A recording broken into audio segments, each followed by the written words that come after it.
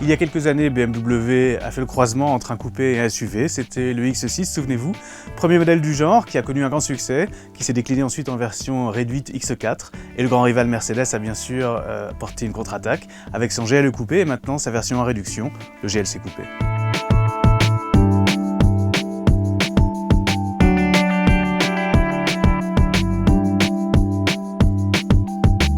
Vous reconnaissez certainement la partie avant, issue directement du GLC. C'est à partir du pied milieu que tout change, avec cette ligne de pavillon qui descend en pente assez forte jusqu'au becquet intégré au haillon arrière.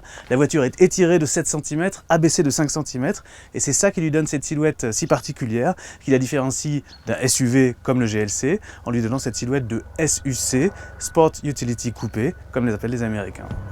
Pas de surprise dans l'habitacle, la planche de bord est identique à celle du GLC, un peu clinquante mais spectaculaire et bien construite. En revanche, on reste toujours un peu sceptique devant la logique des commandes du système d'infodivertissement de Mercedes, pas le plus facile du marché.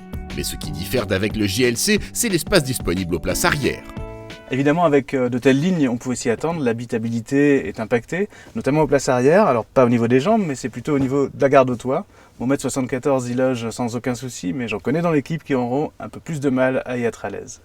En toute logique, le volume de chargement est lui aussi impacté par les lignes de ce coupé 5 portes. Niveau coffre, on est assez proche, un tout petit peu moins de ce qu'offre un GLC.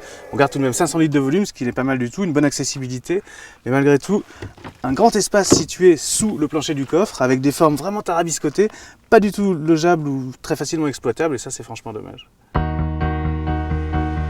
Les trains roulants du coupé ont été retouchés par rapport au GLC d'origine. À part la vue dans le rétroviseur intérieur, qui bien sûr est un petit peu différente et plus étriquée ici, on pourrait très bien avoir l'impression à bord de ce GLC coupé d'être tout simplement au volant de la voiture d'origine. C'est logique. Au niveau comportement, au niveau moteur, on retrouve le même compromis très agréable et réussi du petit SUV Mercedes, avec ce 250D de litre 2 de 204 chevaux et surtout 500 Nm de couple. On a droit à d'excellentes relances qui vont très bien avec le comportement plutôt rigoureux et très bien maintenu de la caisse malgré son poids. Donc on ne parle pas de sportivité ici, mais d'une voiture qui est très agréable au quotidien et surtout qui offre un excellent confort.